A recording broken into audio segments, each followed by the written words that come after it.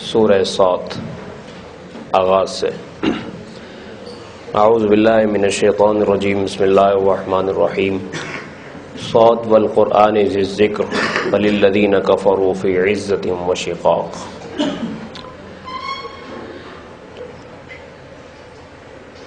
سورہ صافات کے بعد سورہ صاد شروع ہو رہی ہے۔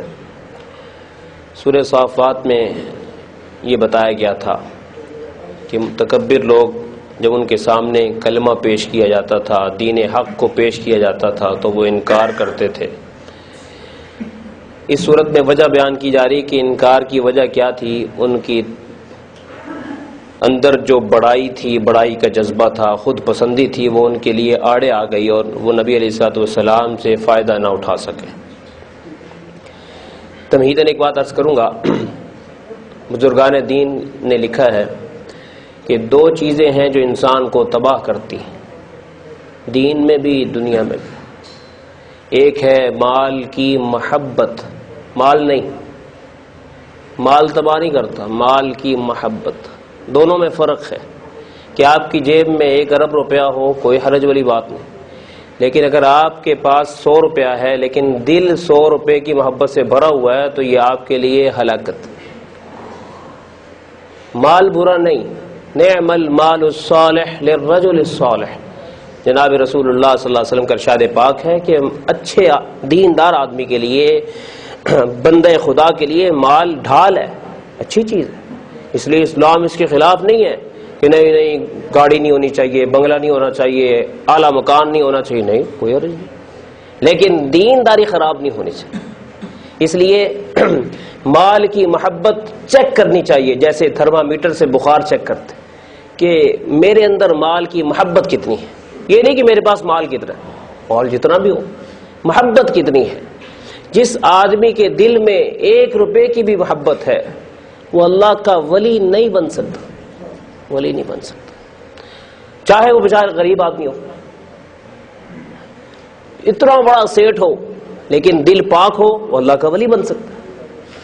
ہم لوگ سمجھتے ہیں یار صرف نیچے والا ہی ولی بن سکتا ہے، نہیں نہیں، ہر بندہ ولی بن سکتا ہے، اندر سے نکال دے ایک چیز۔ دوسری جو ہے، دوسری جو نقصان دہ چیز ہے وہ ہے عزت کی محبت، کہ اس کے لیے بندہ جائز ناجائز کے طریقے اختیار کرے، حب جاہ جسے کہتے ہیں، وجاہت کی محبت۔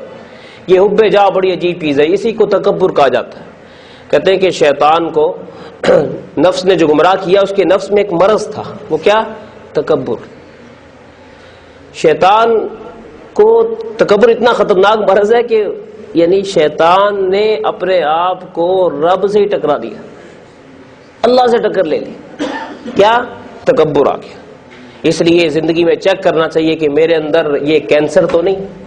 تکبر کا مرض کسی میں ہو، جناب رسول اللہ صلی اللہ علیہ وسلم کا ارشاد پاک ہے کہ جنت اس کے لیے حرام ہے جس میں تکبر ہو۔ اور ایک اور ارشاد پاک ہے، میں قیامت کے روز جو متکبر دنیا میں ہوگا کہ خلق خدا کو نفرت میں سلوک کرنا اور ان کو گھٹیا سمجھنا، پیسے کی وجہ سے، چیزوں کی وجہ سے، قیامت کے روز اللہ اسے، باقیوں کو تو جہنم میں سزا دیں گے، اس متکبر کو میدان معاشر میں اتنے چھوٹے قد میں اللہ اٹھائیں گے کہ لوگوں کی یہ پاؤں کی ٹھوکر بنے گی، اور یہ غصے میں دیکھے گا کہ مجھے کیوں مار رہے ہو، اور قد اتنا چھوٹا ہو جائے گا کہ ہر ایک کے پاؤں سے لڑک رہا ہوگا۔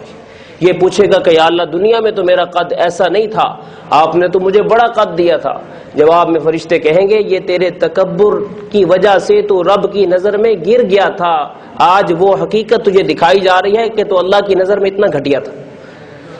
لوگوں کو گھٹیا سمجھتا ہے، اس لیے کبھی کسی کو دولت کی وجہ سے گھٹیا نہ سمجھ کہ اس کے بعد تھوڑے میرے پاس زیادہ ہے۔ تو مال کی محبت اور وجاہت کی محبت۔ ابو جہل جو ہے جب قتل ہوا، ابھی اس کی جان باقی تھی، سر نہیں کٹا تھا، خون بہ رہا تھا، ایک صحابی اس کے بعد چلے گئے، سناؤ بھائی سردار صاحب کیا بنا تمہارا؟ آج پھر لیٹے ہوئے ہو نا، سر کاٹنے کے لیے آیا ہوں تمہارا، تو کوئی غم ہے تمہیں؟ کوئی کچھ کہنا چاہو تو؟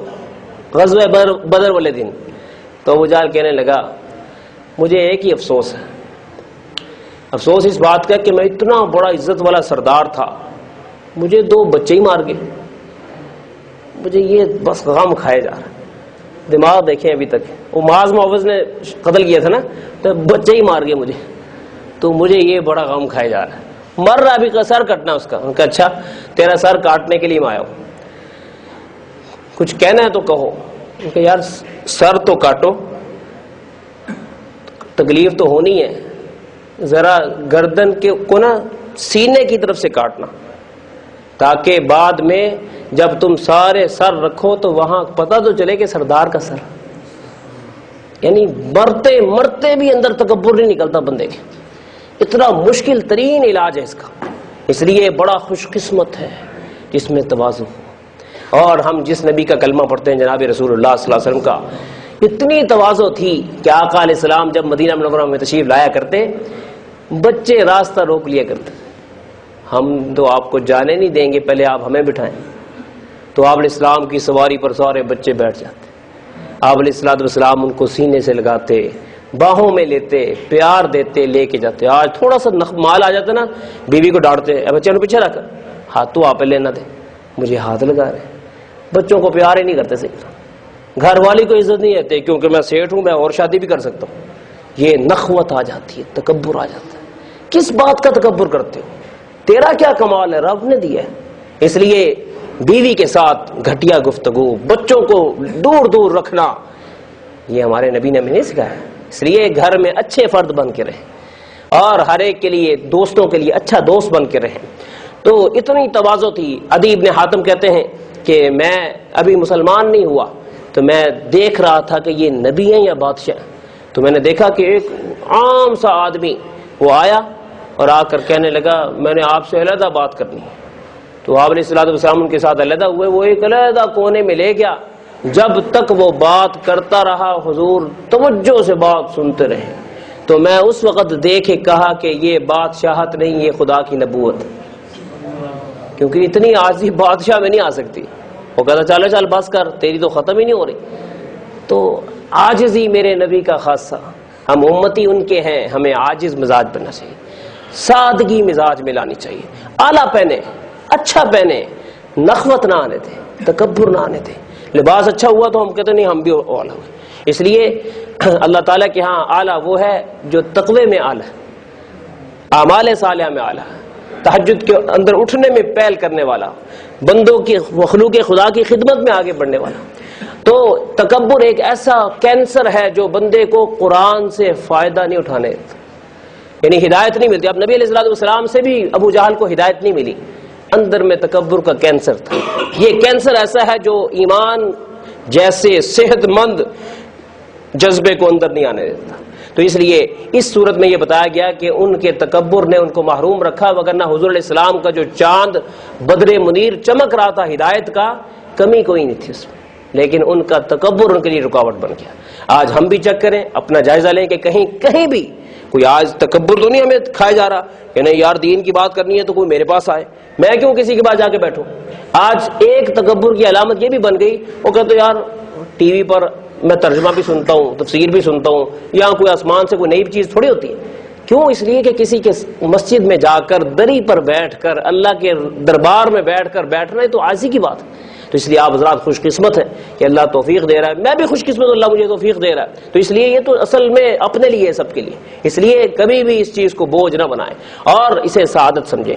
دیکھیے اب صاد اچھا سورت صاد مکی ہے, 88 آیات ہیں, 5 رکوع ہیں, اور اس میں تقریباً جو ہے منکرین کا ذکر ہے, کچھ انبیاء کا ذکر ہے, کچھ حضرت آدم علیہ السلام کے واقعے کا بھی ذکر ہے. سب میں قدر مشترک انبیاء کے اندر ان کی عاجزی, اور شیطان کے واقعے میں اس کے تکبر کی وجہ سے اس کی ذلالت, اور شروع پہلے والے رکوع میں مکے والوں کے تکبر کا ذکر ہے. صاد والقرآن ذی الذکر, صاد حروف مقطعات میں سے ہے, اللہ تعالیٰ ہی اس کی مراد کو جانتے ہیں. والقرآن ذی الذکر, قرآن کی قسم جو کہ سراسر نصیحت ہے اور بندوں کے فائدے کے لیے بھیجا گیا ہے. بل الذین کفروا فی عزت و شقاق, اس نصیحت سے کافروں کو فائدہ نہیں ہو رہا کیونکہ وہ کافر لوگ تکبر اور مخالفت میں پڑے ہوئے ہیں. تکبر اور عناد اور ضد یہ قرآن سے ہدایت نہیں لینے دیتی. کم اہلکنا من قبلہم من قرن, ہم نے ان سے پہلے کتنی ہی امتوں کو ہلاک کر دیا, موت کے گھاٹ اتار دیا. فنادو، جب وہ پکڑے جا رہے تھے تو اس وقت چیخنے لگے کہ یا اللہ توبہ کرنا چاہتے ہیں موقع دے دے، ولا تحین مناس، وہ خلاصی کا وقت نہیں تھا، پھر تو ہم نے پکڑ لیا۔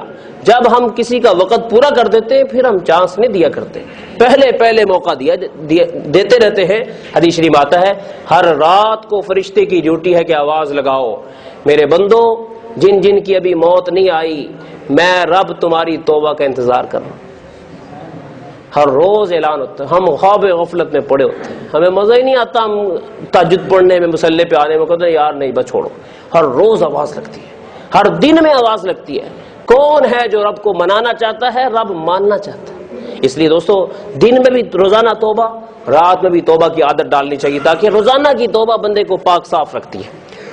وَعَجِبُوا أَن جَاءَهُم مُنذِرٌ مِّنْهُمْ، اور انہوں نے تعجب کیا مکے والوں نے اس بات پر کہ ان کے پاس آ گیا ڈرانے والا، ڈر سنانے والا انہی میں سے۔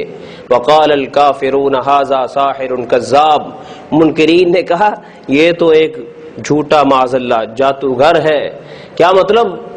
کام بڑے انوکھے ہو رہے ہیں لیکن یہ وحی نہیں، یہ فریب ہے، جادو کے بلبوتے پر کمالات ہیں۔ نہیں ہم اسے رب تعالیٰ کا تعلق نہیں مان سکتے۔ نبی علیہ الصلوۃ والسلام کی تحقیر ان کے دل میں تھی۔ ایک بڑی وجہ تحقیر کی اگلی آیت میں آ رہی ہے کہ حضور علیہ الصلوۃ والسلام کا سرمایہ زیادہ کیوں نہیں، بڑا گیٹ ہوتا، ان کے 100-150 خادم نوکر چاکر باہر بیٹھے ہوتے، ڈیرا ہوتا تو پھر ہم مان لیتے۔ اگلی آیت میں آگے آ رہا ہے کہ چونکہ سادہ منش درویشی ہے، ہم درویشوں کا دین نہیں لیا کرتے، ہم تو سیٹھ ہیں، ہمیں اتنا کچھ ملا ہے، ہماری حیثیت ہے اللہ کے ہاں اس لیے ہمیں دیا ہے، اس لیے ہم عام آدمی کو حیثیت نہیں دے سکتے۔